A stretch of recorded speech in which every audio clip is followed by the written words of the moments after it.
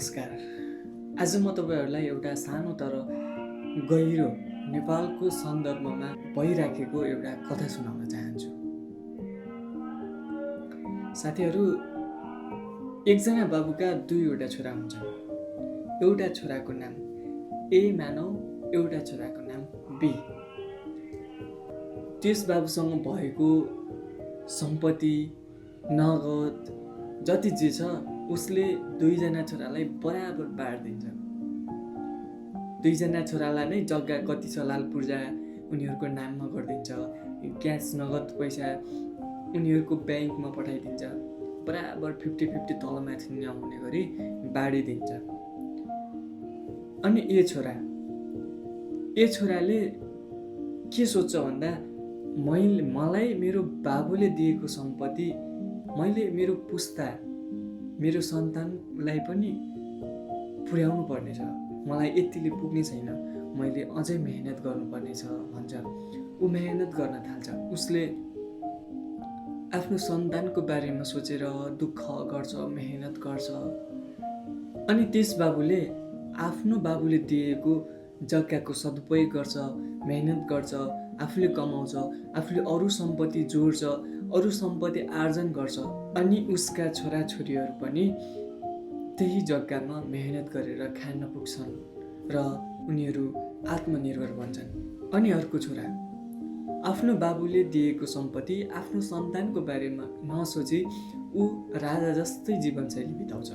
मोज मस्ती गर्छ, रक्सी खान्छ, जुवा खेल्छ, तास खेल्छ, छुट्टी भट्टी गर्छ। ऊ एकदमै मोज मस्तीसँग आफ्नो जीवन बिताउँछ।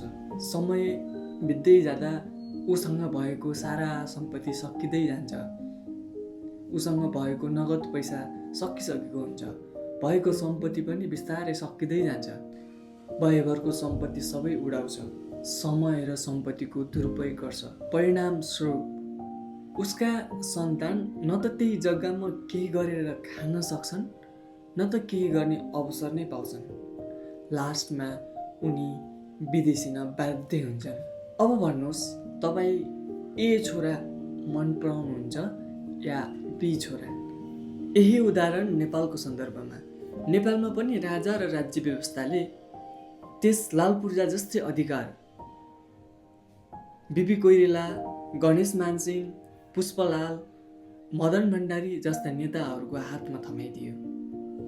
तर बिस्तारै त्यो जिम्मेवारी पछि शेरबहादुर देउवा, केपी लगायतका धेरै नेताहरूको हातमा पर्यो। दुर्भाग्यवश ती नेताहरूले आफ्नो भविष्यका पुस्ताको बारेमा, आउने भविष्यका युवाहरूको बारेमा नसोची राजा जस्तै पालैपालो सत्तामा शासन गर्न थाले। मौज मस्ती गरे, अरबौंका बङ्गलाहरू ठहराए, करोडौंको त रक्सी मात्रै खान थाले। यसको परिणाम के भयो थाहा छ? आज हाम्रो पुस्ता रोजगारीको सिलसिलामा विदेशिन बाध्य भएका छन्। यदि यी नेताहरू ए छोरा जस्तै जिम्मेवार भएर काम गरेको भए आज नेपालमा हजारौं कल कारखानाहरू खोलिएका हुन्थे। लाखौं नेपालीहरूले रोजगारी पाइरहेका हुन्थे। युवाहरू नेपालमै बस्ने वातावरण बन्थ्यो। तर उनीहरू बी छोरा जस्तै गद्दार, जडिया, भ्रष्टाचारी देखिए। नेपालमा भएका कल कारखानाहरू समेत बेचिदिए। आज उनीहरूकै कारण नेपालीहरू विदेशिन बाध्य भएका छन्। उनीहरू नै युवाहरू रहरले विदेश जान्छन् भनेर लाज पचाएर बोलिरहेका छन्। भ्रष्ट गरेर लुकाएको कालो धन अस्ति जेनजे आन्दोलनमा जनताले आँखै अगाडि देख्दा पनि जिम्मेवार नेताहरू एआई भनेर नेपाली जनतालाई आँखामा छारो हाल्न खोजिरहेका छन्। अब निर्वाचन आउँदैछ। निर्णय तपाईँहरूको हातमा छ। अब प्रश्न यो हो, यस्ता बी दर्जाका गद्दारी नेताहरू, भ्रष्ट नेताहरूलाई फेरि पनि सत्तामा पुर्याउने कि ए दर्जाका जिम्मेवार र असल नेताहरूको खोजी गर्ने हो? अब त्यो तपाईँको हातमा छ। त्यो दिन नजिक्दैछ, फागुन 21। फागुन 21 मा हाल्ने तपाईँको एउटा मतले नेपालको भविष्य तय गर्नेछ।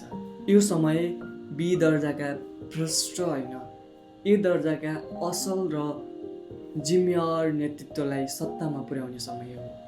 आफ्नो मतको भरपुर सदुपयोग गर्नुहोस्। हाम्रो र हाम्रा भविष्यका सन्तानहरूको लागि